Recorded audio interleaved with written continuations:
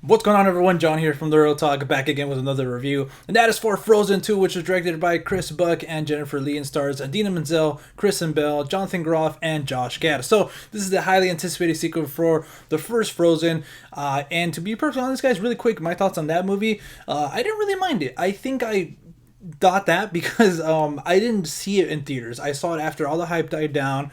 Obviously, everybody was annoyed with the songs and stuff like that. They were overplayed. Not that they were bad; they're just overplayed. And I think that's why I really ended up enjoying it as much as I did. I thought it was a solid Disney animated film. Well, not one of my favorites, but I enjoyed the animation. I thought it was beautiful. I enjoyed the dynamic between the two sisters, and I liked the story. I thought the world they built was interesting. So that's why I was really excited for the second one. When we got the trailer, I was like, you know what? If they build off of that world and that mythology of Elsa and how she got her powers, I thought that's the perfect way to go to with a sequel.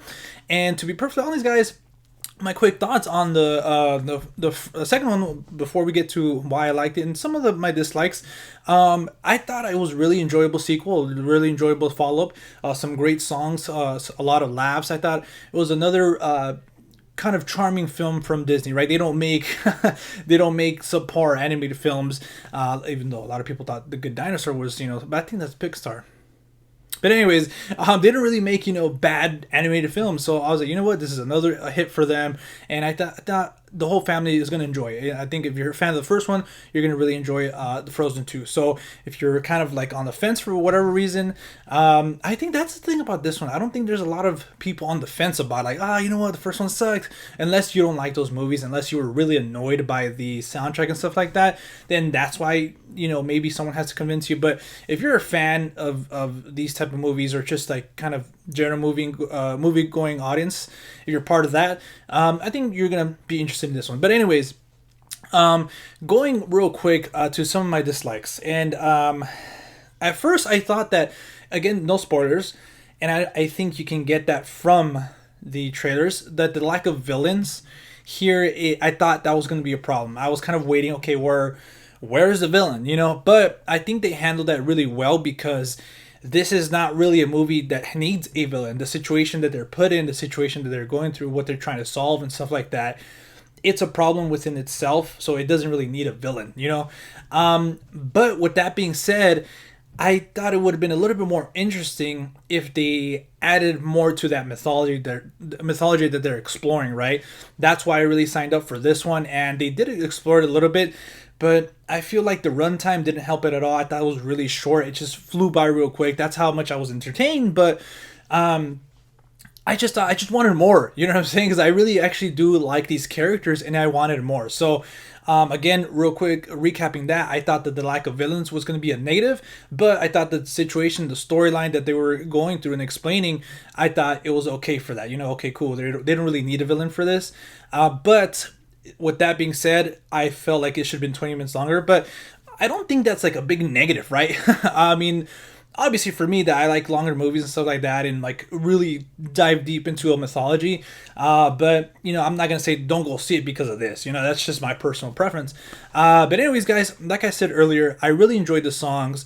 There's one in particular, Into the Unknown.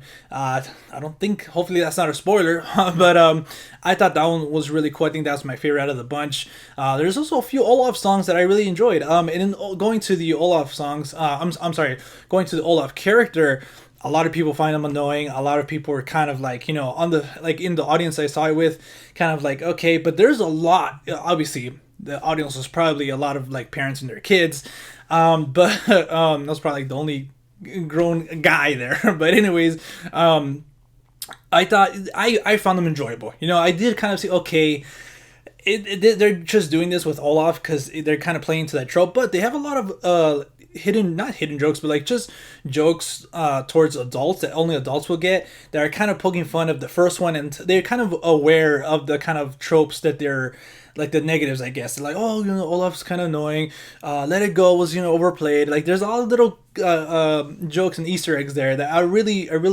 enjoyed and really appreciated as well. But anyways, guys, again, like I said, it is pretty hilarious. Olaf, for me, I find them enjoyable. And yeah, it's just a family for a movie for the whole family. And again, if you liked the first one, I think you're going to really enjoy this one. For me, I just wished it was a little bit longer because I really liked I felt like this was kind of like a first part of a movie, and this should have led to something else, like the second part, like part 1 and part 2. But I don't know. And now, kind of thinking about it, saying that, I don't feel like this felt like a big sequel. Like, oh my god, this sequel is really pushing the franchise forward. I honestly felt like this could have been kind of like an episode, right? Like like if Frozen had a TV series, I felt like this should have been, just like a regular episode, maybe leading to the finale or something, the season finale or something like that. But other than that, like, I really enjoyed it. I would recommend it, especially for Thanksgiving weekend. Go see it with the family, have some laughs, have an enjoyable time at the movies with some popcorn and soda. So, but if you guys have seen the film, this film did release last weekend. Let me know what you guys thought about it in the comment section down below. If you guys want to follow us outside of YouTube, you guys can at The Real Talk with 2Ks on Twitter, Instagram, and Letterboxd. And before I sign out, guys, I know you're probably wondering, well, look at this guy. Look at this asshole wearing a Gryffindor shirt, I was actually, I wanted to be a Ravenclaw or Hufflepuff, but because everybody wants to be Slytherin and Gryffindor, so I was like, you know what, I want to be something not all people, I took the goddamn test on, I think it's called Pottermore, or I'm not really sure what the site is, but I took the test on the site, and I got placed in House Gryffindor, so, yay, Gryffindor. I guess I gotta be a fucking hero and save and if you can tell by my language, this video is not meant for kids, even though this movie is for kids. I mean, grown adults. I mean, I go see the Marvel movies. I go see all those type of. I go see every freaking movie. But anyways, now getting to that, it's a whole different subject. But all right, guys. Now signing out. If you guys already did the social media plugs. Until next time, we'll see you at the movies. Peace.